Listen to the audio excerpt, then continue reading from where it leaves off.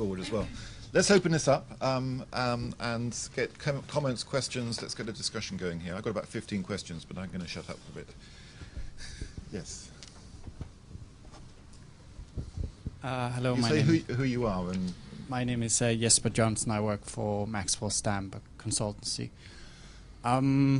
I have two questions, but they're kind of related. So the first is about integrity versus anti-corruption and how we see that. The second is kind of the new strategic approach. Heather, you said more indirect approaches. So I'll start with that. Does that mean that you wouldn't recommend enforcement measures to be made early in a reconstruction process to build up those capacities as well? And that relates to, Can you say a bit more about what you mean by enforcement measures, just to say. I mean, I absolutely agree that indirect strategies is what's been missing so far, but that doesn't mean that you shouldn't do direct interventions such as anti-corruption agencies, such as doing anti-corruption strategies, etc. You don't have to look at it as kind of a binary thing. You could do both, and that comes back to my, integrity, the focus on integrity versus anti-corruption. I agree that there's some negative connotations in anti-corruption. It might be confrontational. On the other hand, actually having a dam not properly built is in the local communities often viewed as corruption. In a legal sense, it might not be. It might be a capacity issue. But when the Afghan looks at international contractors not delivering their job, it's typically looked at as corruption in a broader sense. So, yeah, I'm just you make. All of the speakers made a big deal out of making that distinction, whereas for me that might be more of donor speak than it would be an actual relevant distinction. Thanks. Who wants to pick up on the Heather? Do you want to talk integrity and anti-corruption in particular? Yeah, go on.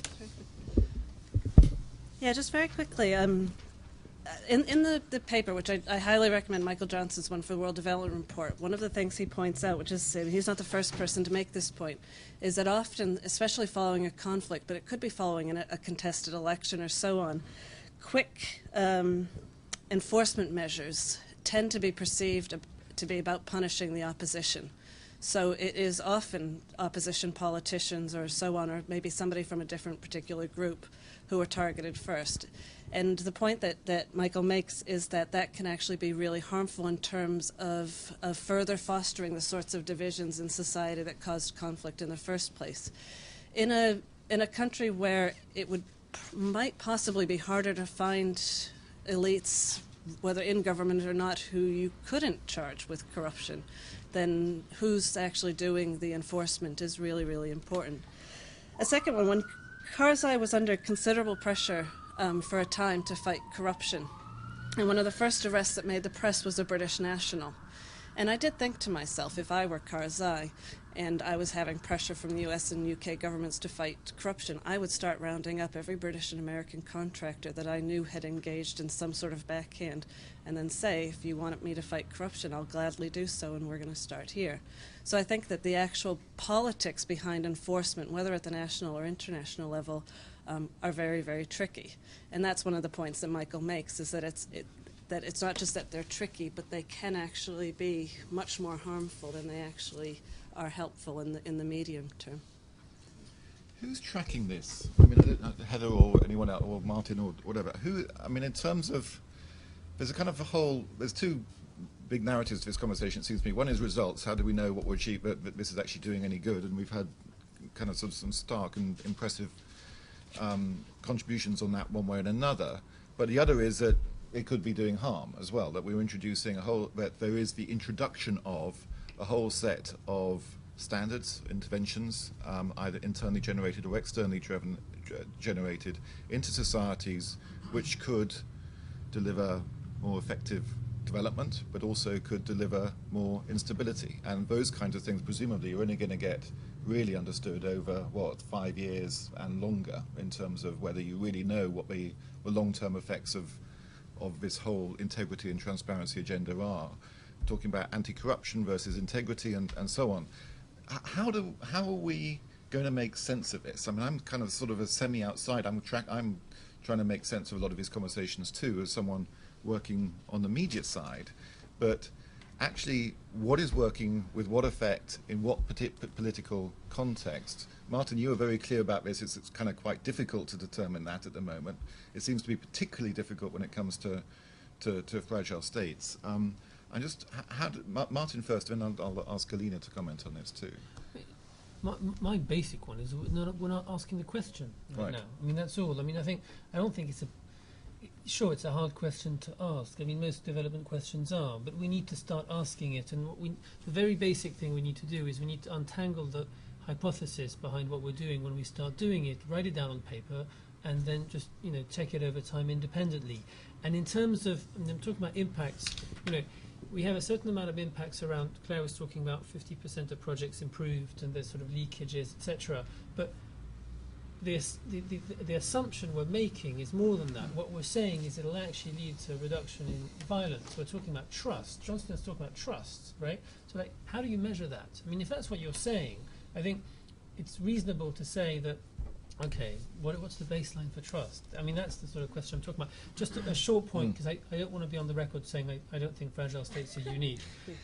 That's not what I was meaning. It's more that James's question was, is the impacts agenda unique to fragile states? My answer is no. I think across the board, that's not unique to fragile states. We need to know more about the impact of transparency and accountability interventions using a wide variety of different methodologies and in ways that are really practical and practitioner orientated and can help this young field develop. But just to pin down on that a bit more, I mean, this cardinal point that institutions that have not yet developed in a state, which is one of the definitions of fragility, are clearly that, according to many, they need to be given room to develop and become established before accountability mechanisms are put to work against them.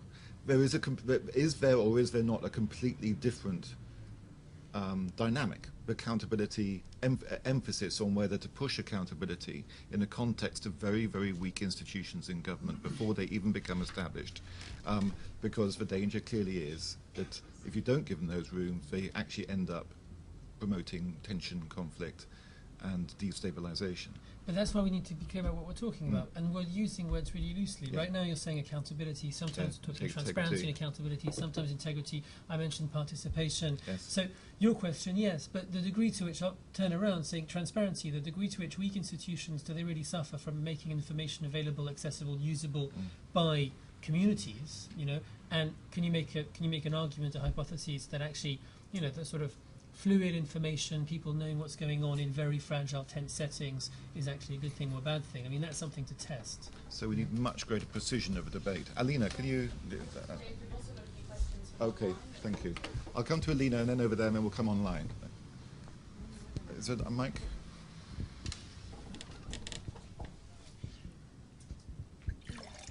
Thank you, Alina Rocha Menocal from the Overseas Development Institute. I just wanted to follow up on the points that have been raised here and actually ask Martin, I don't know if you would have this information, but one of the things that struck me from the slides that you shared with us is that the pilot case studies were quite varied and a lot of them were not fragile states. So I'm wondering if you have some insights into whether the fragile states where this initiative was working confronted specific challenges that cost is helping to address in terms of, for example, helping to build legitimacy that are not found in non-fragile contexts.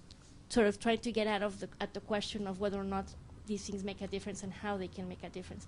And I was also wondering, Claire, if you can share with us, because one of the things I liked about Martin Tisney's presentation was this explanation of what the theory of change embedded in a lot of this may be or not. And I'm wondering if you have, in the work that you're doing, if there's some kind of theory of change and what kind of impact are you looking to have at what level? Because it perhaps is unfair to assume that your particular intervention is meant to lead to the reduction of violence, but you may have other impacts that you can measure more accurately. Claire, let's get to you first on that, because it's probably the more overarching question, and then come on to Martin.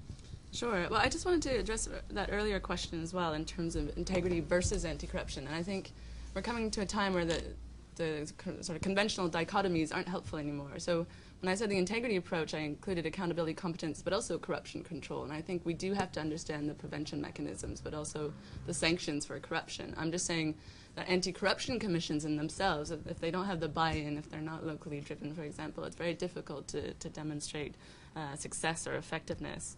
In terms of the theory of change, Alina, I mean, I think that's a criticism of many of the people in our field. I think Martin was referring to lack of transparency and accountability evidence, and much of that comes from studies by the Institute of Development Studies, for example, that are measuring or analyzing the impact of these discussions. And that's something that we're in the process of revising. In terms of the theory of change, I was going to highlight that today, but then I thought it might distract from the more local work that we're doing. But I'm pointing back to the World Bank report. It really is about understanding the role of civil society and recognizing that it is a very diverse, broad concept that includes very diverse organizations. But it's understanding that conventional anti-corruption approaches haven't been working, that the state is still a critical element in this equation that we need to be understanding and working much more closely with, but also that conventional approaches to addressing with ethical dilemmas often address, as Hirschman was saying, exit, voice, and loyalty, where there's actually a fourth option of organizing. So how can we bridge the different partnerships, and how can we reinforce the capacities of civil society, for example, to address external negative externalities like war and conflict, and address sort of the principal and agent problem, where the principal recruits the agent but doesn't necessarily know if the agent's acting in the principal's interest. And also those information asymmetries that we're talking about. How can we balance the provision and access to information to ensure a more level playing field, as Kost's been suggesting? So these are some of the issues that we're trying to address and understand much better, both the baseline of information that we're working on to understand how transparency and accountability in the local context. We very much focus at the local level. We're not pretending we're going to end the war in Afghanistan. But we are saying that we have been able to demonstrate that in cases where you bring in a variety of actors in these settings and work on transparency and accountability mechanisms, drawing on locally driven mechanisms, that we are able to have an impact on the tension arising from information asymmetries, for example. Martin.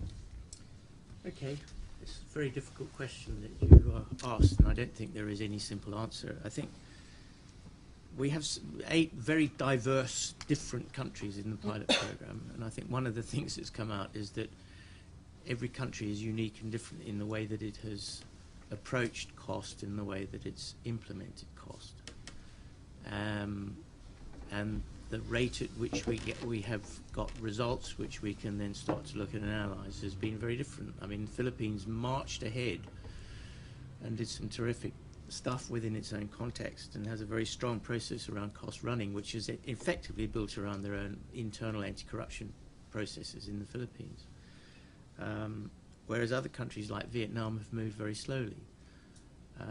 And we, I guess, are still pulling in the information. The people in the Secretariat are doing the analysis and information. And something landed in my in-tray yesterday, which was, I guess, the latest look at the information that's come out from the various disclosure events and trying to get some sense and try to draw some further lessons. I think at this stage, and that result sheet I think is probably outside, so you can have a look at it. But certainly very different context in all of the countries that we've looked at. Difficult to draw any generalizations from them. But sorry, if I may follow up, for example, if you look at places like the Philippines and Vietnam and you compare that to Guatemala, neither the Philippines nor Vietnam would be considered a fragile state. And yet Guatemala is very much sort of a fragile context. And I'm just wondering, do these 3 face similar legitimacy questions, or are they qualitatively different, and the intervention that Kost is doing in Guatemala can help build legitimacy in that respect, or I guess the question is the search for legitimacy the same in all of these context, regardless of the fragility equation, I guess. I think there's a degree of commonality between all of them, but they're all different, if you see what I mean. I mean, they are facing the same problems, but the way that things are happening and the solutions are all going to be slightly different, and Graham is closer to it than I. We're going to. We've got a forest of hands going up now, and we've also got to get to some of the questions on the thing. I'm actually going to collect three questions, if that's okay, and then I'll come back to. We're going to keep on going to at least 25 too, if that's okay, because we started a bit late. But yes, one here, then Dan, and then one over there. If we can just do. Please introduce yourselves. Hi, I'm Adam Alagar from LSE.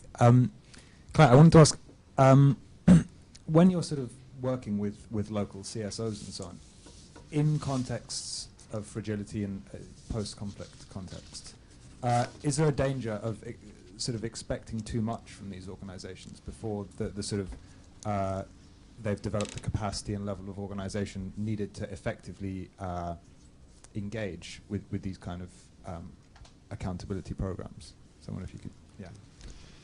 I mean, if we, no, okay, just because of the microphones there, if we can go to the gentleman behind who was this someone, wasn't there a hand up over there? No? Yes. This is a question for all the participants, but mainly, but it draws on Martin Tisney's comment, and it's, I guess, mainly directed towards Martin from DFID. It's about the channels through which transparency in particular affect accountability. Because one of the things that Martin Tisney said earlier was that we assume that engaged citizens keep governments accountable. But I know it's in some of the work that Revenue Watch does, and I work at the Revenue Watch Institute, we also assume that the channels function through the media, through other government officials. Often government officials don't know what other government officials are doing, so transparency helps governments understand what's going on better. It helps donors understand what's going on. So there are other channels, and I guess my question is a bit similar to Alina's. Like, what is the theory that each of your organizations functions on? How do you feel that transparency will affect the change in the projects that you're working on? That's a great question, and I have to add to this. I mean, my own personal view is, if you really wanted to look at something which is really going to disrupt both state-citizen relationships in a huge way in fragile situations and accountability, I think it'll probably be the mobile phone as much as anything else at the moment. That's my own personal view. We may not want to go too down that line, but how does a theory of change capture those kinds of dynamics? Dan. Thank you. My name's Dan Smith with International Alert. I think the big thing which I'm taking away from this discussion is actually the need to get tighter on some of the terminology. I mean, integrity and accountability are different things. Integrity is a personal quality. You can insist on it any damn time. While the fighting is going on, you can insist on integrity if that's what you decide to do. Right? Accountability is a mechanism. It's a process. If you haven't got the institutions there in place, accountability to whom becomes a sort of a non-valid question at that point. It takes time to build accountability. Legitimacy may be created by many things apart from just accountability and honesty. It may be created by whether or not I gain from the policy which is being implemented, for example. And transparency, as I think was just very nicely pointed out, could be about efficiency as much as it could be about accountability. Now, all of these things are connected. But when the terminology is being thrown about, so, I mean, it does seem to me as if there's a looseness in the terminology there, which is getting in the way of a clarity of understanding questions like, how do you make sure things are honest and straightforward, and do what can be done to build accountability in fragile state contexts? Does anyone, just starting with that, and we'll come to the people online in a minute, but does anyone on the panel disagree with that definitions really effectively, or was yes? Sorry, I just wanted to get back to that. In terms of integrity, I think there is a lot of focus when we talk about integrity on on ethics and individual integrity, but we're looking at organizational integrity actually, and look at it as very much as a dynamic process, so that it isn't what does an individual bring to a society, but what are the dynamics within CSOs, within the state, across the state and civil society that we can understand in terms of building integrity. So it really is a function of building capacities across those different sectors, and understanding what are the sort of accountability mechanisms and practices across those sectors as well. So I just disagree on that particular point about what integrity can mean. So, but I think it's okay. I think we do need to. I think we do need to be much more clear on our definitions. Yeah. I think you're quite. I mean, just to say, I think this kind of clarity of categorization is absolutely key. Is one of the things I agree with. We do need to take away from this, and I think that was really helpful. But I don't want to go too far down that line, otherwise we really are going to run out of time. I'm sorry. I'm going to keep on with the questions, if that's okay. I hope you're all kind of. I'm grouping some of these, but if we can go to the online ones now, because they've been waiting a long time. Could you just read out what's coming in? We have a question here from Jake Allen, who's in Sierra Leone, and he's the governance program manager for Christian Aid. Could you shout a little bit? Sure. What does the panel feel about the idea of prosecution for corruption? He gives the example of a commission in Sierra Leone that punishes through fines, smaller amounts than they allege to have been stolen. Should there therefore be zero tolerance, or are fines enough? And another question from Tamiru, who's in Ethiopia and works with schools. How do people in fragile states take part in fighting corruption without having access to information? Okay. We're going to keep on with questions, otherwise we really are going to run out of time. And so, yes, and then yes, and then you wanted to talk to a question as well. Thanks. Comments. It doesn't have to be questions. My name's Lizzie Parsons. I work on Congo for Global Witness, and recently published a report looking at a multi-billion-dollar deal signed between the Chinese state-owned and construction companies with the Congolese government. And obviously that touches a lot on transparency, both on the mining side, on financial accountability, but also in terms of infrastructure provision and scope for corruption there. I guess I just wanted to flag a couple of questions. One, looking at the example of EITI and recognising that that was a very internationally led initiative, remains to be so. But from the DRC perspective, you see a process which has struggled at times, both internationally, national level. You've seen sort of problems within different ministries and all the sort of complexities around that. But you also see a greater awareness within civil society, a sort of capacity building to a degree, and just a sort of change of expectations and how that can take place over several years. But you know, there's an evolution there that can be positive despite all the flaws in the process.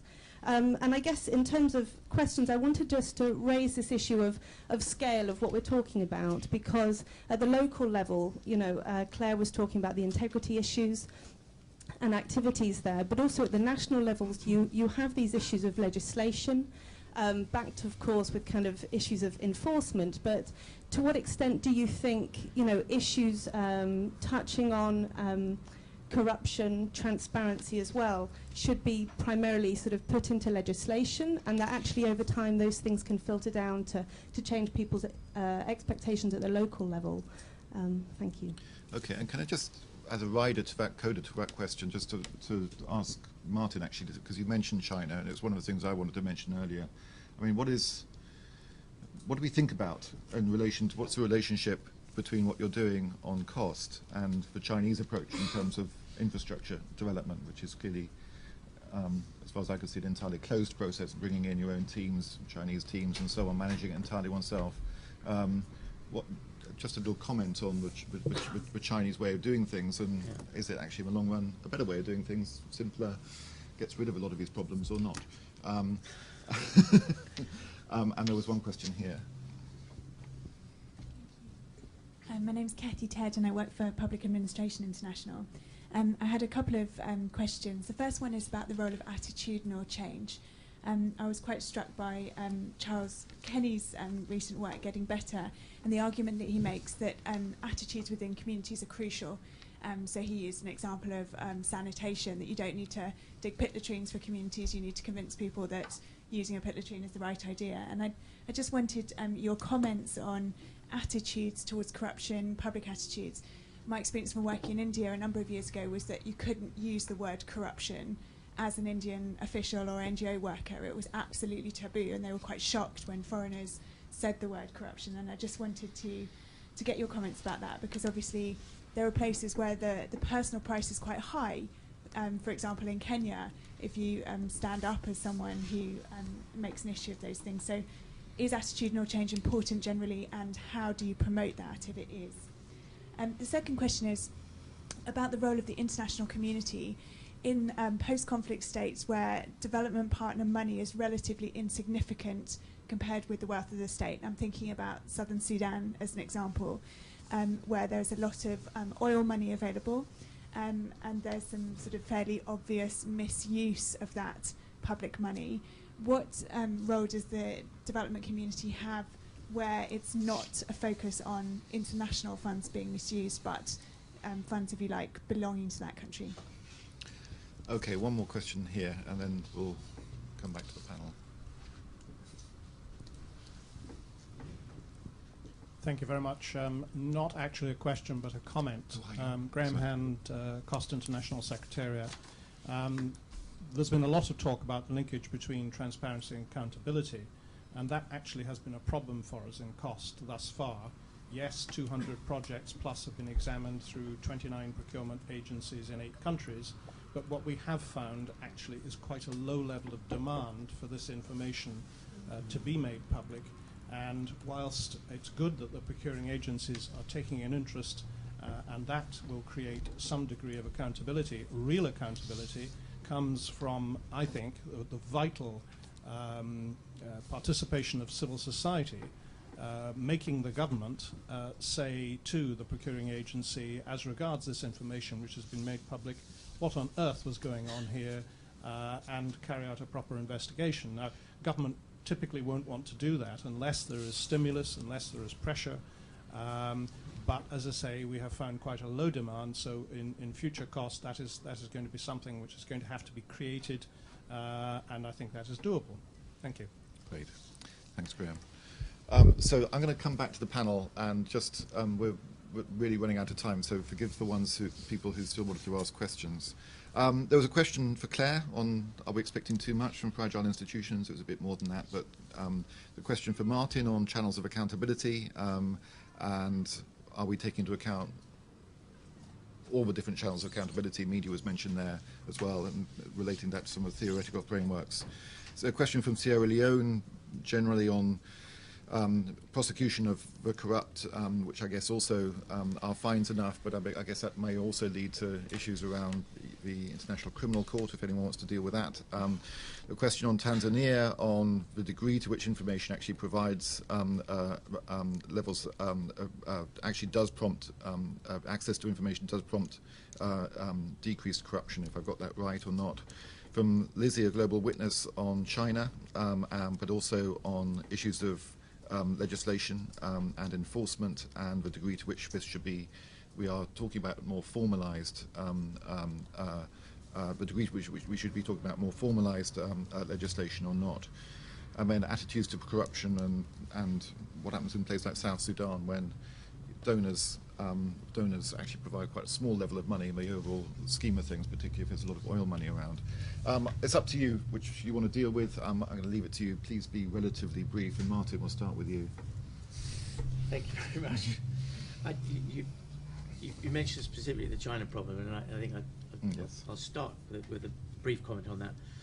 I mean, I think working with China is an interesting one. And DFID, certainly working with the World Bank, is trying to work with China in a way to try and make their contribution to the particularly the African infrastructure challenges much more in line with what everyone else is trying to do. And certainly, I mean, at the moment, any finance minister is going to take Chinese money to deliver a project, because Chinese money delivers projects in a tenth of the time, or substantially less time than working through some of the more traditional donors. I don't necessarily think the China issue is one around corruption per se, nor it's perhaps more around the broader issues of transparency, if I can use that word. It's, I guess, work in progress, and I think quite encouraging, and I'm vaguely optimistic that through the G20 and its focus on infrastructure that we will be able to draw China much more closely into to what's happening. But again, that's work in progress. It's very encouraging that the G20 infrastructure work has been led by Korea and South Africa, and they're the ones who've been driving a lot of the stuff around transparency and so on.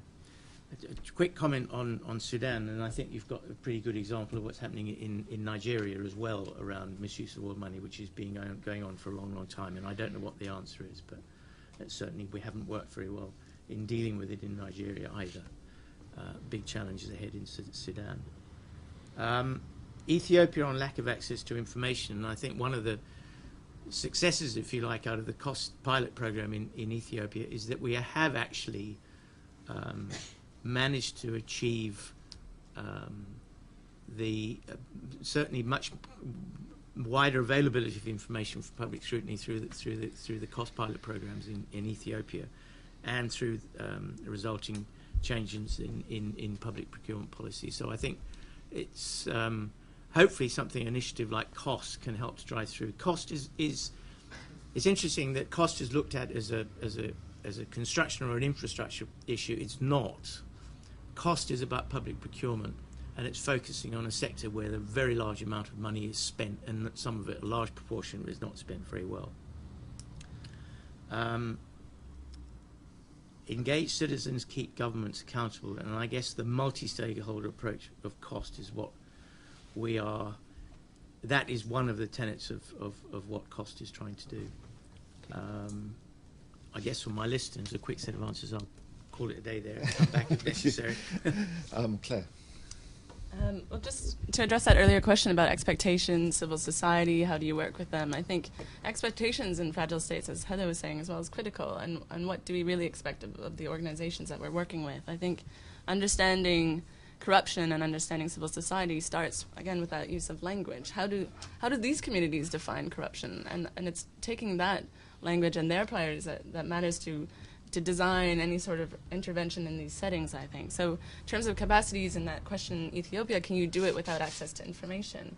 And in some ways it's about creating that information. So you don't have to be an engineering expert to, as I did in Sierra Leone, I kicked a brick and it fell down, it crushed. I mean, there are technical ways of dealing with the issues of corruption, and they're very open and layman terms, if we can say that, ways of addressing corruption as well. So I think it's very important to triangulate that information. So bring and empower communities to access that information, even if it's not through legislative and formal institutions, to enable them to use their own skills and build those skills in ways that we can. In terms of Sierra Leone and prosecution, I think Sierra Leone is an interesting context because it's a country where donors addressed early on the risk of corruption and understood its role in driving the conflict. And I think the Sierra Leone Anti-Corruption Commission has gone through some interesting challenges, and I think it's finding sort of innovative ways to deal with some of the corruption issues and also addressing sort of corruption issues within other actors. So, for example, they've been addressing international NGOs operating in these environments, and I think the whole integrity, transparency, accountability approach is really about looking at the way we operate within our own organizations as well. So I think this is part of the challenge of dealing with prevention and enforcement mechanisms within our own organizations. Right. Martin, I'm going to come to you next. I'll be really very brief. I mean, on Andrew's point, we need to come back to this for everyone to unpack their theories of change. On your question, I'm not suggesting there's a theory of change. I'm a million miles from it. I think the interesting thing is that whatever people want to call them, I think it's sometimes helpful to think about just hypotheses. Theory of change sometimes makes people feel a bit queasy. But I think there's several theories of change. There's many. What's interesting is to unpack them and put them on the table. I think Dan's point, coming back to it about definitions, is key. And we need to unpack them, and we need to be clear about what we're talking about. I do think there's quite a clear distinction between prevention and enforcement, and I think that's a sort of fairly accepted definition. I think the beauty of transparency as a term is that there's very little disagreement as to what transparency is about, broadly speaking. People might disagree when it's being implemented. And it's a term that translates well, which really helps actually in a lot of languages. Accountability is a lot more problematic, partly because it's a complete nightmare to translate in many Latin languages. And people have very different understanding of that term, and it's a basic thing that working globally we really have to tackle much better.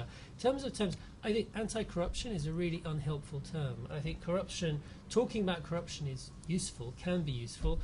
Analysing where corruption is greatest is very useful as a lens to orient an intervention, but anti-corruption I think is fairly meaningless. You could classify pretty much anything as anti-corruption if you wanted to. And I think integrity, it's debatable as well, but I think it's a very important sort of point to be made for the field as a whole. Extremely clear, thanks. Heather. I also agree about this point about terminology, and that integrity is a moral thing, but then corruption is also a moral thing as well. It's not just about efficiency and so on.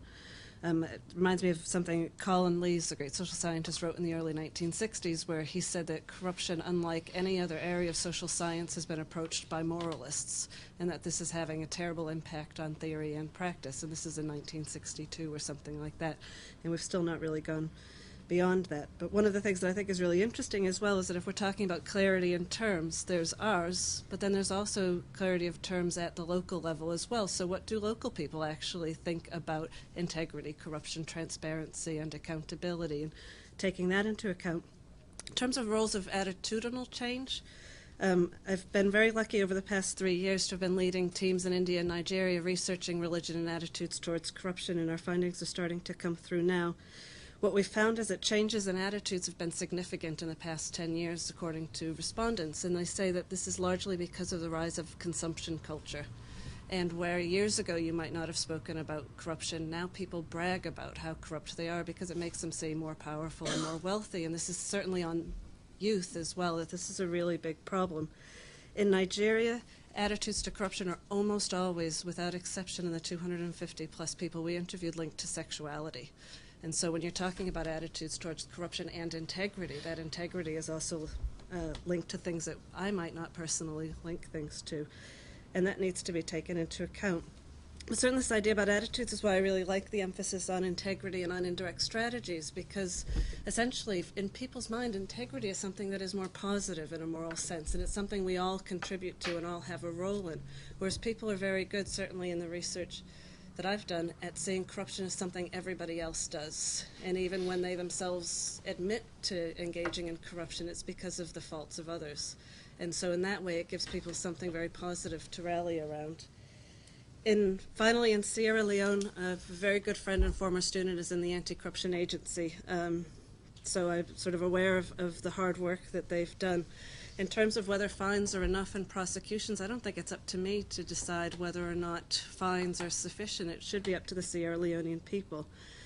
Certainly you need to get rid of the sense that the rich and powerful have impunity and can be punished, but actually how they're punished, to me, should always be a national level decision, because otherwise I don't think you'll actually see justice being done in the minds of the people for whom justice should be done, rather than expert opinions on it. Really. Heather, thank you very much. I'm not going to try and sum up this whole conversation, and I apologise we're running so late. It does seem to me there is a kind of tension between two sets of things. One is, on the one side, this narrative of precision. We need to be much clearer about the language we're talking about, the vocabulary we use, the definitions of what we're talking about. We need to be clearer about results. What are the expected results? What are the results different strategies are having? And obviously that feeds into the overall broader results agenda, and particularly if it's in the context of reasonably sophisticated results agenda, I think that's got a lot of promise in this conversation. And we need to be clearer about the assumptions underpinning our work with theories of change. So on one side there's this kind of narrative of precision, let's be clear, let's be focused.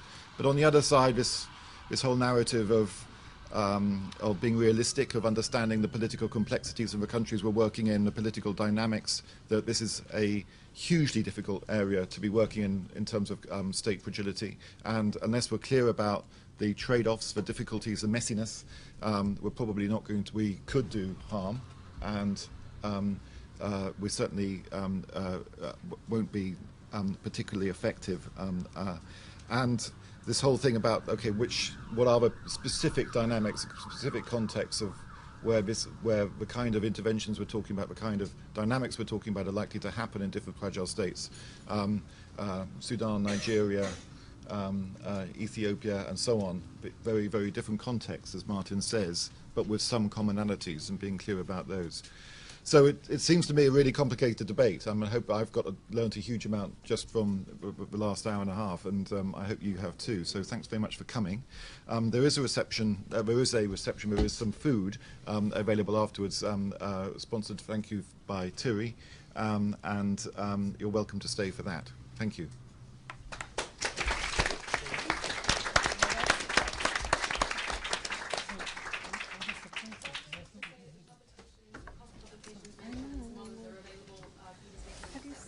Well, no, but I think you talk about the tea advert.